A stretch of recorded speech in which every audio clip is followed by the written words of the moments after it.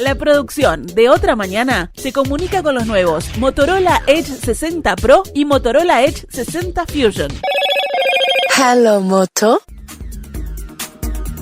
El Poder Ejecutivo anunció el viernes pasado el fin del acuerdo con el consorcio privado Aguas de Montevideo para la no construcción finalmente, del Plan Neptuno allí en la zona de Arasatí. ¿Qué es lo que implica esto? Vamos a conversarlo esta mañana con Gerardo Amarilla, ex subsecretario del Ministerio de Ambiente. Francisco Morales, Otra Mañana. Amarilla, ¿cómo le va? Buenos días. Buenos días, un gusto, un placer estar acá con ustedes. Bueno, desde el viernes que se ha anunciado esto, pero ya había una suspensión por 90 días de parte del gobierno de la posibilidad de avanzar con esta obra. ¿Qué primera sensación le generó lo que se anunció el viernes a la tarde? Sorpresa y, bueno, de alguna manera un poco también de sazón, porque entendíamos que era una obra estratégica para el país, que había llevado mucho tiempo de estudio, de análisis, de discusión, de instancias de participación ciudadana. Hubo varias reuniones del Consejo Regional de Recursos Hídricos que integran no solamente los actores de gobierno de diferentes instancias de gobierno, sino también los usuarios y la sociedad civil. Hubo una serie de procesos que se fueron dando desde el 2020, cuando asumimos el gobierno anterior, tendiente a una decisión que era estratégica: buscar una fuente alternativa de agua dulce al río Santa Lucía. El río Santa Lucía durante 150 años proveyó de agua dulce a Montevideo y después a su área metropolitana. Sin duda que un río muy generoso, muy importante para toda esta región, pero que realmente está en el límite de su producción de agua, no solamente por el consumo, no solamente por el aumento de la población en esta zona del país, sino que también porque allí hay una serie de actividades productivas,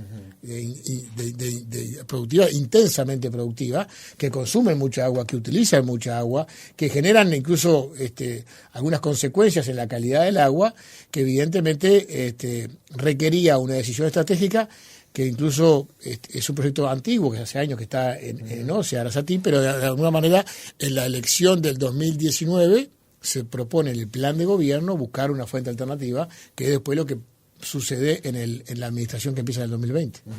La clave está en fuente alternativa, es una de las claves. Encontrar una fuente en la cual abrevar para incorporar agua a la zona metropolitana que no sea de la cuenca del río Santa Lucía. Por supuesto que sí, por la presión que tiene la cuenca, por la capacidad que tiene de proveer la cuenca, pero además porque también tuvimos consecuencias como lo que fue la sequía del 2023, en realidad empezó un poco antes, que tuvo consecuencias en toda esa cuenca y que claramente nos dimos cuenta de que allí, si había una situación como esta climática, teníamos que buscar una alternativa confirmaba la decisión que se había pensado mucho antes de buscar una alternativa, que era la clave. Ese es uno de los temas que me parece que están arriba de la mesa, capaz el más importante, sin perjuicio de que hay dos o tres temas más. El segundo tema me parece que también era el tiempo. Habíamos comenzado un proceso en el 2020, que había avanzado con mucha discusión, con mucho análisis, con mucho estudio, con mucha investigación, con mucho intercambio, y que se llegó al 2024 con la autorización ambiental, que fue en el mes de diciembre, y en el 2025 la firma finalmente del contrato. Fue un proceso largo. Esta decisión que se toma rápidamente ahora, que yo no escuché que hubiera reuniones del Consejo Regional de Recursos Hídricos, no escuché que hubiera habido instancias de participación ciudadana, de diálogo social frente a este tema. Se toma una decisión rápidamente, en una reunión aparentemente reservada entre autoridades, empresas y, rápidamente se toma una decisión que echa por la borda todo el estudio y toda la investigación previa de 4 años y medio, y que ahora plantea otras alternativas que no voy a opinar mucho porque son titulares: una nueva planta potabilizadora, una nueva línea de bombeo, la reparación de alguna existente, una nueva represa en Casupá, pero todo en la misma cuenca, que además, para llevarlas adelante, supongo yo que habrá licitaciones, habrá instancias de participación ciudadana, habrá estudios de impacto ambiental. Estamos hablando de 3-4 años para poner sacar la primera pala de tierra para hacer la obra. O sea, que estamos hablando de que realmente postergamos una vez más la solución de darle seguridad hídrica al área metropolitana de Montevideo, que tiene claramente la mayor parte de la población del país. Hablando de postergar, porque eso fue un término que estuvo en el debate en el momento de la sequía. Lo que se planteaba es si el gobierno había definido o no la presa sobre Casupá, desestimar la presa sobre Casupá, y luego sobrevino la sequía. Lo que se planteaba en ese momento era la decisión de postergar Casupá, que no era no hacerla, sino postergarla e ir por la idea de Arasatí.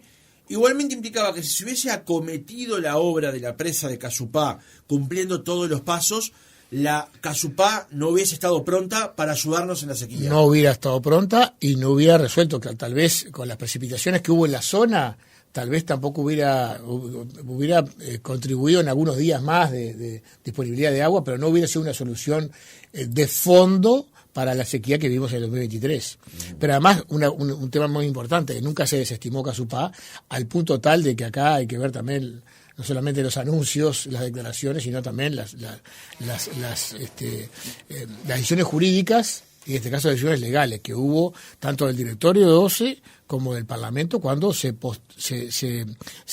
prorrogó, digamos, el crédito para poder hacer la obra, se mantuvo lo que fue la designación de expropiación de predios, y además se incluyó una rendición de cuenta que no recuerdo exactamente el año, recursos para comenzar la expropiación del obrador de la presa de Casupá. O sea que de alguna manera la administración anterior jamás desestimó, jamás canceló la idea de construir Casupá, que también entendemos que es una buena solución para reforzar el sistema de abastecimiento de Santa Lucía, pero que no es la solución definitiva que nos puede dar la alternativa de una fuente distinta a ese río. Usted plantea justamente que la presa sobre Casupá es una zona que abreva en la misma área, digamos. La diferencia que se planteaba con Arasatí era que era una planta que tomaba agua desde el Río de la Plata, la potabilizaba y la inyectaba en el sistema nacional, pero eran 200.000 metros cúbicos, cuando el consumo en la zona metropolitana es mucho más 600. alto y se abastece mayormente de aguas corrientes. ¿Por qué era importante igualmente colaborar con Aguas Corrientes tomando agua desde el Río de la Plata? Porque claramente cuando uno le afloja la presión a Santa Lucía en un 30% durante todo el año, las reservas que ya tenemos en Santa Lucía, Paso Severino, Canelón Chico, más arriba puede haber a otra, todas esas reservas que ya existen en Santa Lucía se van a ver, reducidas en la presión que hace el consumo. Esos 600.000, a veces menos, a veces más en verano, 1.000 metros cúbicos de agua que se consumen o que se traen desde Aguas Corrientes hacia Montevideo, evidentemente si nosotros sacamos 200.000 diariamente desde Arasatí, claramente le quitamos una presión importante en el consumo anual de agua de esa cuenca, lo que justamente le da al río Santa Lucía una capacidad de aprovechamiento y de recarga más importante para tener en momentos de dificultad, cuando claramente, en el río de la Plata a veces hay eventos de salinidad, donde la frontera salina llega más cerca de Arasatí, tener disponibilidad mayor en las reservas del río Santa Lucía. Este proyecto de Arasatí o Neptuno era una iniciativa privada, digamos, que el gobierno la lleva adelante. ¿Había la posibilidad de en algún momento la OCE o el Ministerio de Ambiente que usted encabezó analizaron la posibilidad de instrumentar esta misma obra en otro punto del país, cosa de que hiciera más accesible o menos costosa la obra? Bueno, no, en realidad era el lugar indicado. Se analizaron 5 alternativas. Cuando empezamos la actividad esta de la gestión, digamos, de la definición de una toma de agua alternativa comenzó en el 2020. En el 2021 recibimos iniciativas privadas, 5 alternativas se estudiaron, que tenían que ver con diferentes lugares para las tomas, con diferentes lugares para las obras de agua potabilizadora, con diferentes trazados de líneas de bombeo. Una visión bastante estratégica que se analizó durante gran parte del 2021 para comenzar a resolver ya, digamos, rumbo al 2022, que la idea era Arasatí, porque era el punto económicamente más lógico y más sostenible desde el punto de vista de la distancia hacia Montevideo, y justamente la frontera salina del Río de la Plata. ¿Se podría haber hecho un poco más allá? tipo Juan Lacase, se habló mucho en muchos momentos, sí, podría ser, son 40 kilómetros más tal vez. Implicado un mayor costo. 40 millones de dólares más seguramente, porque la obra de más o menos el caño, ese tipo de caños es $1 millón el kilómetro, aproximadamente lo que dicen los técnicos. Seguramente sería un poco más, y el sistema de bombeo también, tal vez eso podría haber sustituido el tema de la reserva de agua bruta, el polder, que también fue un elemento de discusión en su momento, si era necesario, si no era necesario. Se habló de represar un arroyo que hay cerca de allí para tener una reserva distinta a un polder. Bueno, se hablaron diferentes temas, pero al final se tomó esta decisión, y después de tomar esta decisión se avanzó en este tema.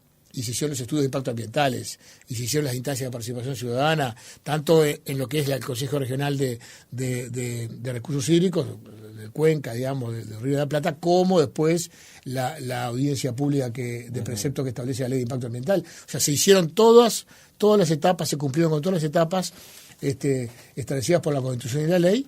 Y bueno, llegamos a este punto de que, bueno, cuando estaba por empezar la obra y cuando se suponía que todo el proceso, digamos, también lo que tuvo que ver con la licitación, porque estas cosas que se anuncian ahora, de cambio de contrato, bueno, hay que ver cómo jurídicamente se instrumenta eso, porque en definitiva hubo una licitación de una obra importante en su monto, con unos elementos que estaban establecidos en el pliego de condiciones, y cambiar eso por otra cosa en otro lugar, no sé si jurídicamente cómo se va a instrumentar, pero bueno, esperemos a que el gobierno avance. Nosotros tenemos todavía la esperanza de que el tema de la fuente alternativa se revise, y que tal vez el gobierno, ya que va, digamos, a tomarse su tiempo, tal vez genere una instancia de participación, de diálogo, para justamente buscar una alternativa que contemple esto que decíamos, que me parece que es importante y estratégico, que es tener una fuente alternativa de agua. Nos decía, en el 2022 estuvo, a partir de un convenio que firmó la OCE con la empresa de aguas de Israel, estuvo el técnico Becorot, y nos decía una cosa: no sé cómo pueden dormir tranquilos ustedes tomando agua solamente de un solo lugar, teniendo solamente una fuente. Bueno, en realidad esto lo dijo antes de la sequía. Imagínense, después, un año después, estábamos realmente en la zozobra más grande que tuvimos en los últimos tiempos, que tuvo que ver con este tema de la escasez de recursos hídricos, y que no tener. Después se hicieron obras récord en tiempo, en lo que fue el río San José, el trasvase del río San José, que de alguna manera también nos dio un poco de oxígeno, pero claramente nos dejó muy marcada, digamos, esa vulnerabilidad que teníamos en materia de la fuente de agua. Justamente nosotros hablamos en su momento con el señor Berger de Becorot, y justamente por eso le insistí con la segunda pregunta, que era lo de la fuente alternativa, ¿no? Tener justamente un lugar más de donde sacar agua potable para el sur del país. Esto es llover sobre mojado, pero es importante hacerlo igualmente. En el proceso de adjudicación de la obra y demás, había básicamente 3 aspectos cuestionables por el Frente Amplio, que eran el impacto ambiental que tenía la construcción de la obra allí, junto con el polder y la posibilidad justamente de que eso bajara por las napas, el costo justamente de la obra, y la eventual vulneración constitucional, teniendo en cuenta que se involucraba a un privado en la prestación del agua potable, algo que está impedido por el artículo 47 de la Constitución de la República. ¿Para ustedes estos 3 aspectos estaban subsanados con lo que se había logrado acordar? Empiezo por lo último, sí. El último tema, aunque la planta hubiera sido gestionada por la empresa privada, se hubiera, de una manera, no vulneraba para nada lo que establece el artículo 47 de la Constitución. La prueba está que el artículo 47, si lo leemos detenidamente, habla del servicio de saneamiento y de agua potable. Y el servicio de saneamiento de Montevideo, la planta de saneamiento de Montevideo, que está allí en Punta Carretas, la gestiona una empresa privada hace muchos años. ¿La Intendencia de Montevideo está violando la Constitución? Es la pregunta que cabe hacer. La OCE, en los periodos anteriores, en los gobiernos anteriores del Frente Amplio, había implementado también muchas obras que las gestionaban empresas privadas, y las gestionaron después, incluso por prórroga de contrato. ¿Violaba la Constitución? No violaba. Entonces, aquí, si hubiera gestionado una empresa privada la planta potabilizadora de Arasatí, tampoco hubiera violado la Constitución. Pero de todas maneras, eso producto de la negociación y el trabajo interno con los funcionarios de OCE, terminó siendo una decisión que se tomó que la planta potabilizadora de Arasatí la iba a gestionar OCE directamente, no la empresa privada. Lo que sí la empresa privada iba a hacer era el mantenimiento de la planta, porque eso estaba dentro del costo.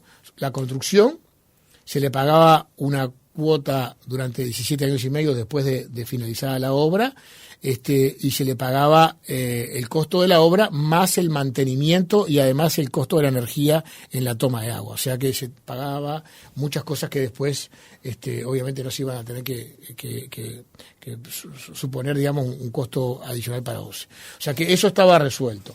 El tema de la reserva de agua, eso es un tema que evidentemente generó un debate.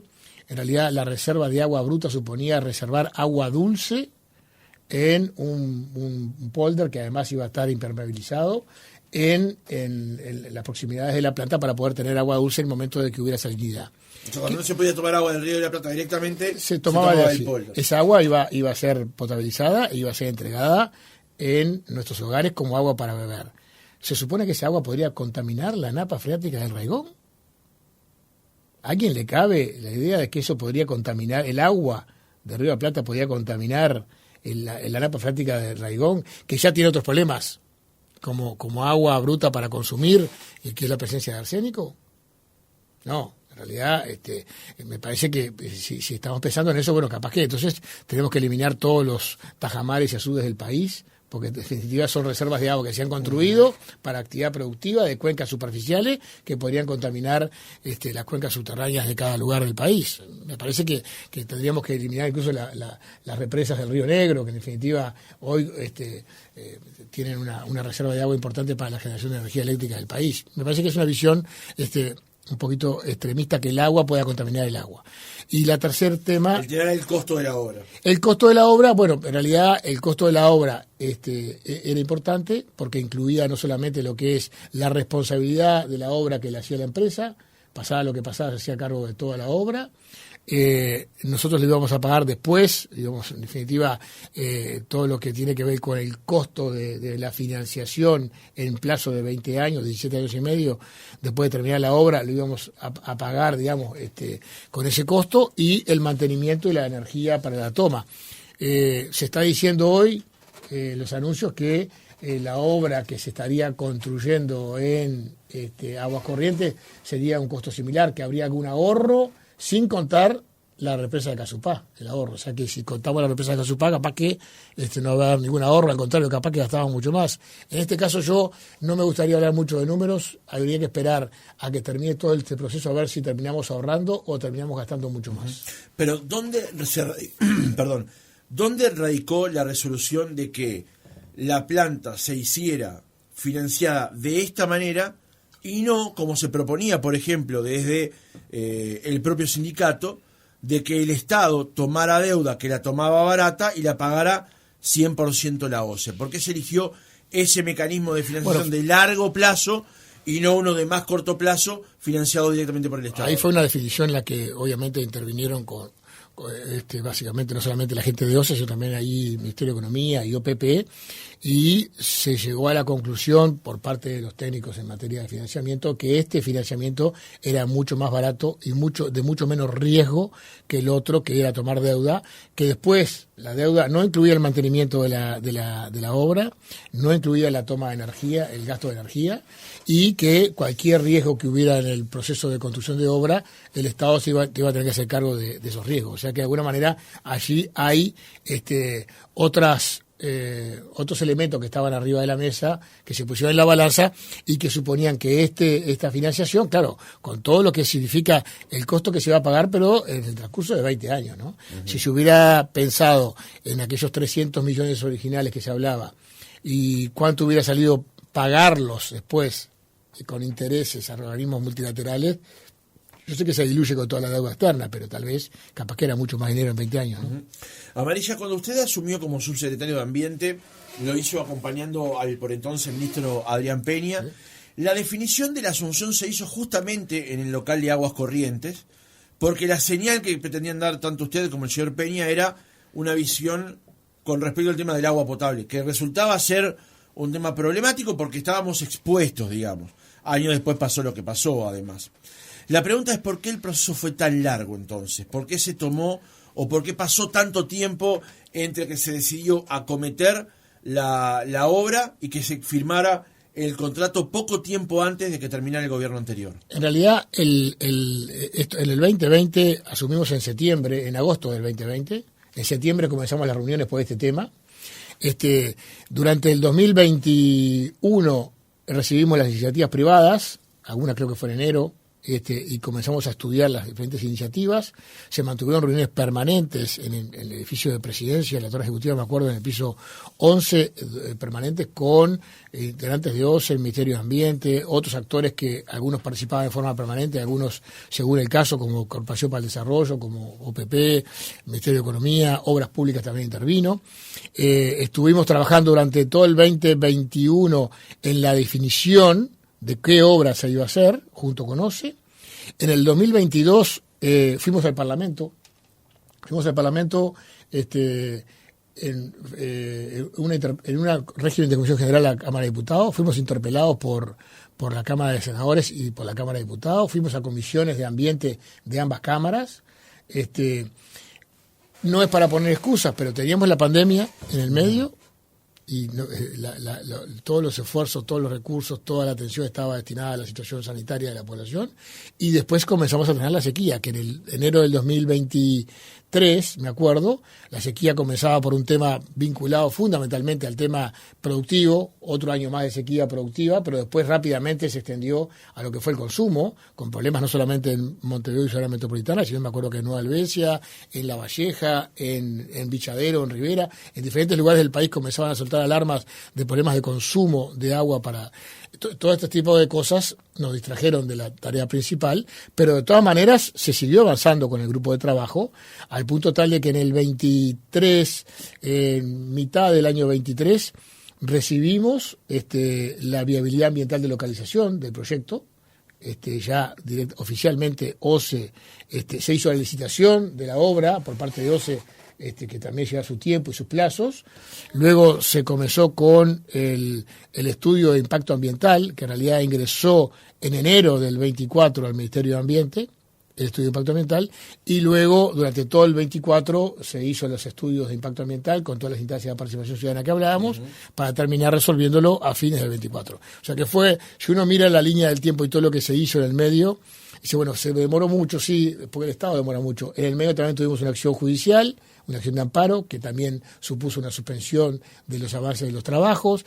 Todos estos temas también requerían el pase del expediente al Tribunal de Cuentas. En realidad, la acción judicial impedía la firma del contrato, no Exacto. impedía... No, por supuesto, claro, pero impedía seguir trabajando. Pero claro, todo eso demoraba todas las instancias, porque todo iba demorando hasta que no se firmaba el contrato, no podíamos avanzar en el estudio de impacto ambiental. O sea, todo fue un tema de que en definitiva, si podía haber seguido con los estudios o los trabajos, pero si suspendía y la decisión judicial hubiera sido rechazar el tema de continuar la obra, de alguna manera quedábamos en la nada. Por eso, de alguna manera, se cumplió en todas las etapas y se sortearon todos los obstáculos que se fueron colocando en el camino. Algunos se colocaron por parte de algunos actores y algunos fueron situaciones no manejadas, como el tema de la pandemia.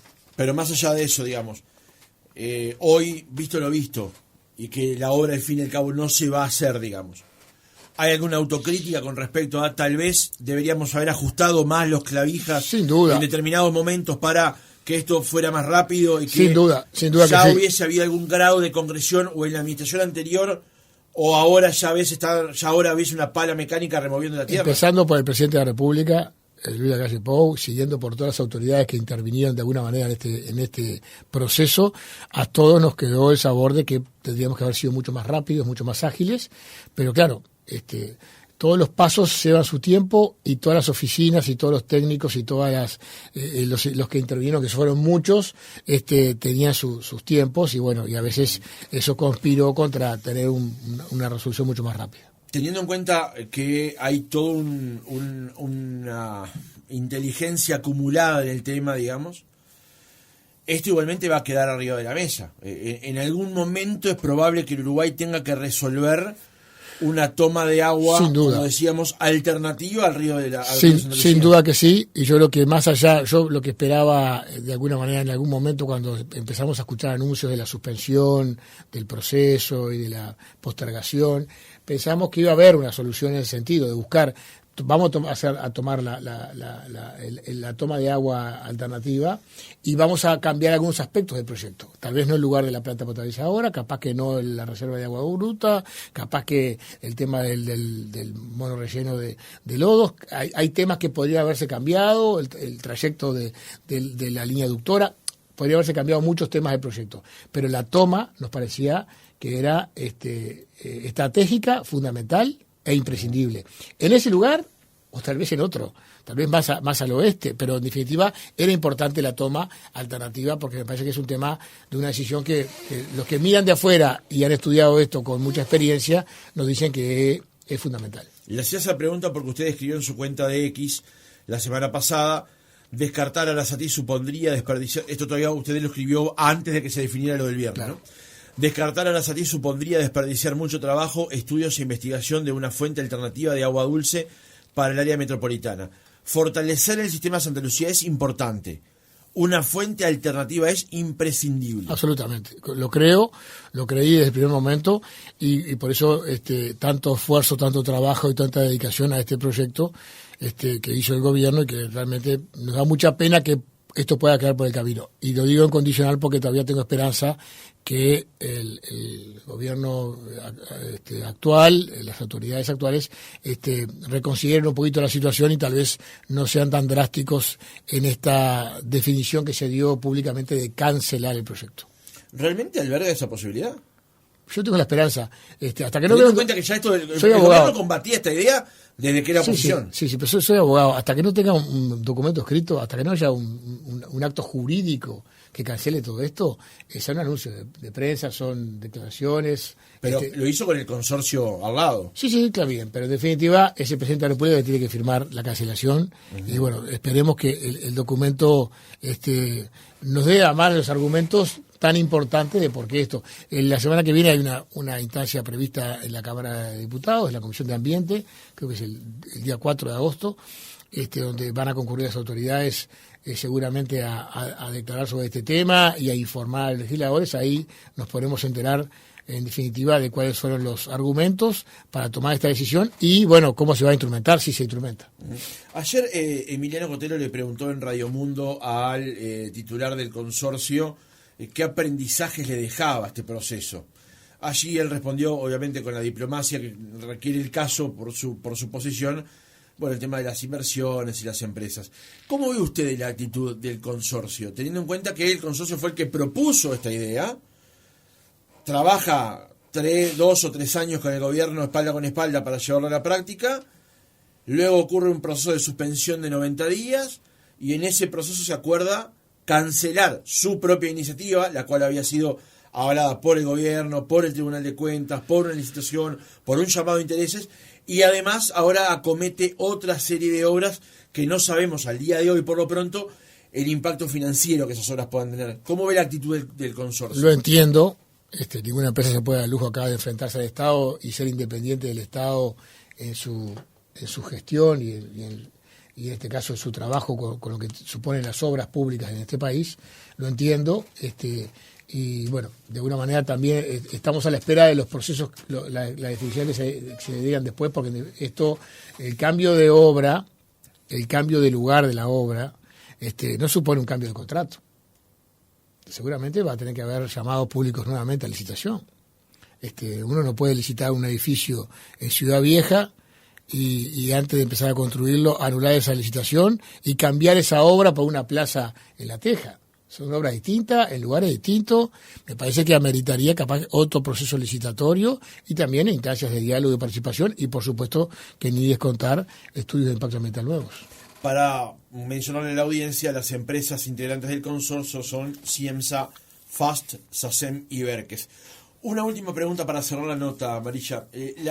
Tomar agua del Río de la Plata no es una novedad para Uruguay y no es una novedad tampoco para la Argentina, digamos. Argentina tiene por lo menos en la provincia de Buenos Aires 3 tomas sobre el Río de la Plata. Uruguay también tiene tomas sobre el Río de la Plata. ¿Por qué tenemos esa visión de que el Río de la Plata parece que fuera distinto o de otro, o que habría que analizarlo o abordarlo de forma diferente a como abordamos, por ejemplo, el Santa Lucía? Sí, que además el Río de la Plata, la cuenca del Río de la Plata, se nutre además de ríos tan importantes como el Río Uruguay o el Río Negro, de donde Uruguay también toma agua para consumo, y el agua que de alguna manera transita por nuestra costa básicamente se han hecho estudios sobre el tema de la mezcla de aguas, es básicamente agua del Río Uruguay, que perfectamente hoy nutren a la ciudad de Colonia, a la ciudad de Juan Lacase, o sea que de alguna manera también allí hay ya, como tú decías, un consumo, hay como una predisposición, así, bueno, el agua, claro, como pasa aquí frente a Montevideo, y seguramente nosotros pensamos en lo que es aguas abajo, todo lo que tiramos, bueno, pues en realidad esa agua, pocos kilómetros arriba, es la que justamente nos provee de agua para muchas poblaciones de nuestro país, y me parece que es importante lo que tiene que ver con el caudal, la cantidad de agua, que es un volumen realmente, comparado con lo que es de Santa Lucía, podríamos decir que es una fuente infinita. Si bien Santa Lucía es una fuente finita, acotada, hoy presionada por, lo decíamos, el consumo y por la producción, el Río de la Plata sería una fuente infinita de agua, por lo que supone esa gran cuenca del Plata, que ya digo, no solamente, tú decías el caso de Buenos Aires y las ciudades uruguayas, pues también hay muchas localidades de diferentes países de toda la cuenca que consumen agua de allí y que lo hacen en perfectas condiciones. La última, ¿por qué? ¿Por qué cree que el Frente Amplio siempre se opuso a esta obra? Bueno, no sé si siempre se opuso. Yo hablé con varios legisladores del Frente Amplio en su momento cuando concurría a las comisiones o a la propia plenario de la Cámara de Diputados, y algunos legisladores decían que estaban de acuerdo con la obra, que habría que cambiarles algunos temas del proyecto, algunos aspectos del mismo, que les cuestionaban más que el proyecto en general, algunos aspectos de la obra cómo estaba planteada. Yo creo que ahí tal vez no quiero atribuir digamos intenciones. Me parece que hay algunos compromisos electorales que a veces uno va asumiendo en la campaña y sí, no estamos de acuerdo con esto, y después queda preso de sus palabras. Y después también a veces cuando uno llega a un lugar de autoridad para tomar resoluciones, a veces los asesores o consejeros a veces más que el interés general ven un poco lo particular y están abrazados a determinados digamos mitos o a determinadas posiciones muy dogmáticas, a veces de oficina, ni siquiera son ideológicas o políticas, ¿no? Y creo que a veces esos consejos o esos asesoramientos están poco metidos en el laboratorio, en la oficina, y no ven la generalidad del problema. Gerardo Amarilla es subsecretario del Ministerio de Ambiente. Gracias por haber estado otra mañana con nosotros. Un placer, muchas gracias a ustedes.